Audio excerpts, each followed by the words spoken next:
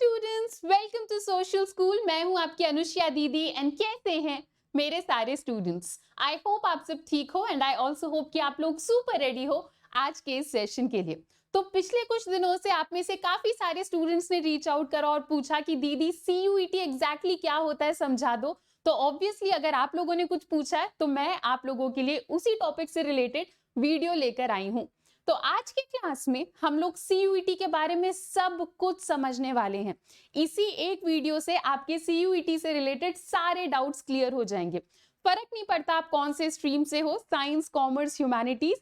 ये वीडियो उन सारे स्टूडेंट्स के लिए है जिनको सीयूईटी के बारे में जानना है।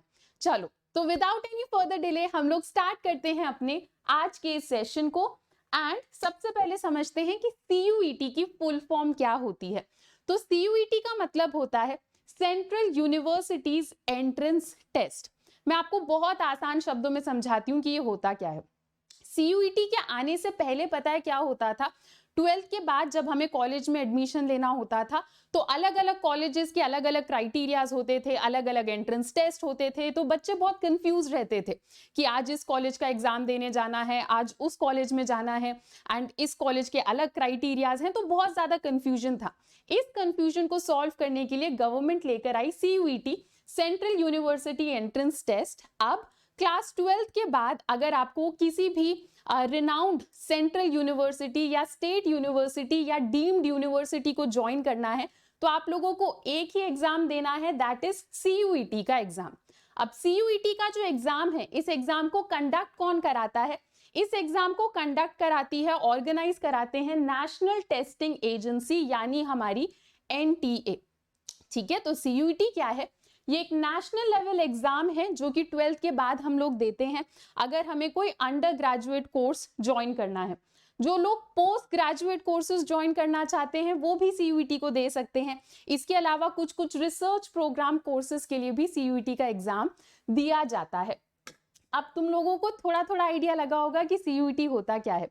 एंड मैंने आप लोगों को बताया कि ज्यादातर रिनाउंड कॉलेजेस में जाने के लिए सीयूईटी का एग्जाम देते हैं। तो मैं आप लोगों को कुछ एग्जांपल्स दे रही हूँ यहाँ पर कि रिनाउंड यूनिवर्सिटी का क्या मतलब है। Jawaharlal Nehru university, Banaras Hindu university, Delhi university, Aligarh Muslim university, इन सारे यूनिवर्सिटीज में जाने के लिए सीयूईटी का एग्जाम देना पड़ता है। ये तो कुछ एग्जाम्पल है। अगर आप ऑफिशियल साइट में जाओगे तो आप लोगों को पता चलेगा 40+ ऐसी यूनिवर्सिटीज हैं जिनके लिए हम लोग 12th के बाद सीयूईटी का एग्जाम देते हैं। चलो ये क्लियर हो गया कि सीयूईटी क्या होता है। तो अब एग्जाम पैटर्न, सिलेबस, ये सारी चीजें डिस्कस करते हैं। तो मोड ऑफ टेस्ट क्या होता है? कंप्यूटर बेस्ड टेस्ट होता है। ठीक है, पेपर पेन नहीं होता, कंप्यूटर बेस्ड टेस्ट होता है। एंड सीयूईटी में जो हमारे क्वेश्चंस आते हैं वो एमसीक्यू बेस्ड होते हैं। ठीक है, ऑब्जेक्टिव पेपर होता है, आंसर कहीं लिखना नहीं होता, हमें बस ऑप्शंस दिए होते हैं एंड हमें ऑप्शन में से राइट आंसर सेलेक्ट करना होता है। एमसीक्यू बेस्ड हमारे क्वेश्चंस होते हैं। ठीक है, नेक्स्ट सिलेबस के बारे में थोड़ा इन डिटेल डिस्कस करते हैं। तो जो सिलेबस है ना, इसको हम 3 सेक्शन में बांट सकते हैं। ठीक है, एक होता है हमारा लैंग्वेज का एग्जाम। अब लैंग्वेज के एग्जाम में इंग्लिश तो ज्यादातर बच्चों के पास होता ही है। उसके अलावा अगर आपको किसी एक पर्टिकुलर नेटिव लैंग्वेज के ऊपर कोई कोर्स चाहिए तो आप वो लैंग्वेज भी उठा सकते हो, जैसे तमिल, कन्नड़ा, मलयालम, पंजाबी, तो आप उस टाइप के लैंग्वेज को भी उठा सकते हो। नेक्स्ट हमारा होता है एक डोमेन सब्जेक्ट। ठीक है, सेक्शन 1 में हमारा लैंग्वेज का सब्जेक्ट होता है, सेक्शन 2 में हमारा डोमेन सब्जेक्ट होता है। डोमेन सब्जेक्ट मतलब जनरली आप लोगों ने 11th-12th में जो सब्जेक्ट्स पढ़े हैं आपको वो चुनने चाहिए डोमेन में। जैसे मेरे जो ह्यूमैनिटीज के बच्चे हैं, मान लो तुम्हारे पास पॉलिटिकल साइंस, ज्योग्राफी और हिस्ट्री है, तो तुम्हारा डोमेन सब्जेक्ट तुम्हें वही चुनना चाहिए, पॉलिटिकल साइंस, हिस्ट्री और ज्योग्राफी। एंड ये जो डोमेन सब्जेक्ट रहता है इसका सिलेबस क्या होता है? Class 12th NCERT. ठीक है, तो अगर आप लोगों ने क्लास 12th के सिलेबस को अच्छे से पढ़ा है तो सीयूईटी का एग्जाम आपको बहुत ईजी लगेगा। नेक्स्ट जो थर्ड सेक्शन होता है इसे हम कहते हैं जीटी, जनरल टेस्ट होता है एक। एंड इसमें आपका क्या क्या चेक करा जाता है? General knowledge, current affairs, quantitative reasoning, numerical ability, थोड़ी थोड़ी मैथ्स चेक करी जाती है आपकी। ठीक है, एनालिटिकल रीजनिंग, लॉजिकल रीजनिंग, ये सब आपका चेक करा जाता है सेक्शन 3 में। ठीक है। तो ओवरऑल हमारा जो एग्जाम है, इस एग्जाम के 3 भाग हैं, 3 सेक्शन है।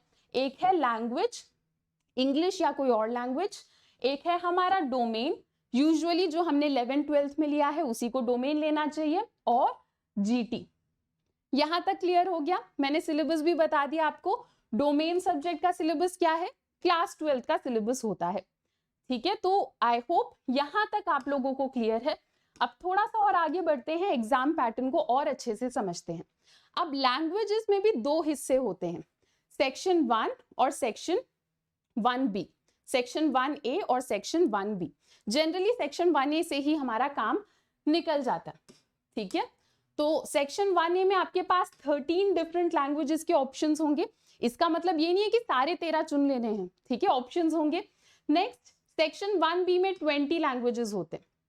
ठीक है, अब लैंग्वेज के पेपर की अगर बात करी जाए तो 50 क्वेश्चंस होते हैं आपके पास। उनमें से अगर आप 40 अटेम्प्ट करोगे तो आपका काम चल जाएगा। ठीक है, तो 40 questions are to be attempted out of 50। तो ये तो लैंग्वेज हो गया। डोमेन में आ जाओ। अब डोमेन में 27 डोमेन्स होते हैं, पर हमें क्या उठाना है? जो हम लोगों ने 11th-12th में पढ़ा है। ठीक है, एंड उसका सिलेबस क्या होता है? क्लास 12 का सिलेबस होता है। इसमें आपको 40 में से 35 क्वेश्चंस अटेम्प्ट करने होंगे, या फिर 50 में से 45 क्वेश्चंस अटेम्प्ट करने होंगे, डिपेंडिंग ऑन आपने 27 में से कौन सा डोमेन चुना है। ठीक है, नेक्स्ट हमारा सेक्शन 3 में होता है जनरल टेस्ट, जीटी। इसमें क्या होता है? 60 क्वेश्चंस आपसे पूछे जाते हैं। इन 60 में से आपको 50 अटेम्प्ट करने होते हैं। एक कैंडिडेट, एक स्टूडेंट मैक्सिमम 10 सब्जेक्ट्स को सेलेक्ट कर सकता है, पर आई वुड रेकमेंड यू कि 10 सब्जेक्ट्स आपको सेलेक्ट करने की जरूरत नहीं है।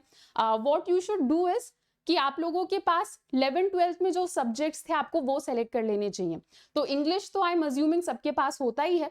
उसके अलावा जो आपके पास कुछ सब्जेक्ट्स थे, जैसे अगर मैं ह्यूमैनिटीज के बच्चों के बारे में बात करूं, तो अगर आपके पास पॉलिटिकल साइंस, ज्योग्राफी और हिस्ट्री है तो वो 3 उठाओ, इंग्लिश उठाओ और जीटी उठाओ।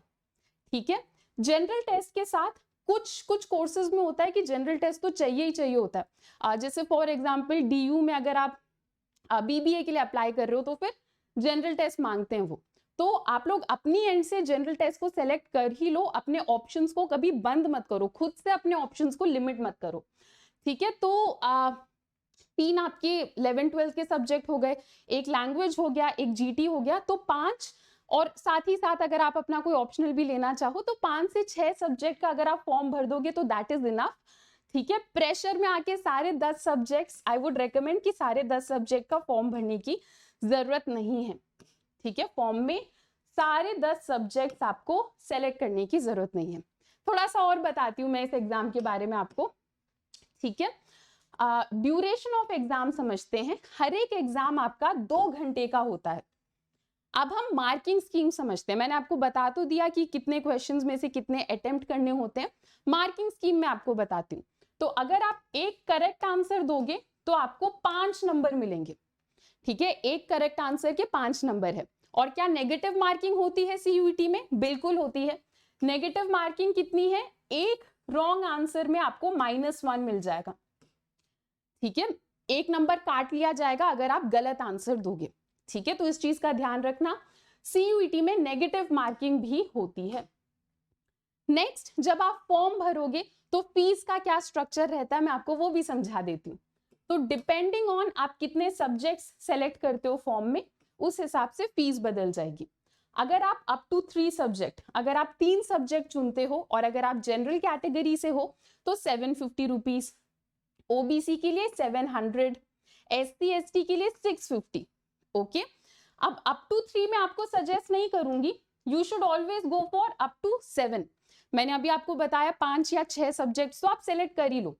तो अप टू 7 वाला सब्जेक्ट, ये वाला जो ऑप्शन है ये ज्यादा बेटर रहेगा आप स्टूडेंट्स के लिए।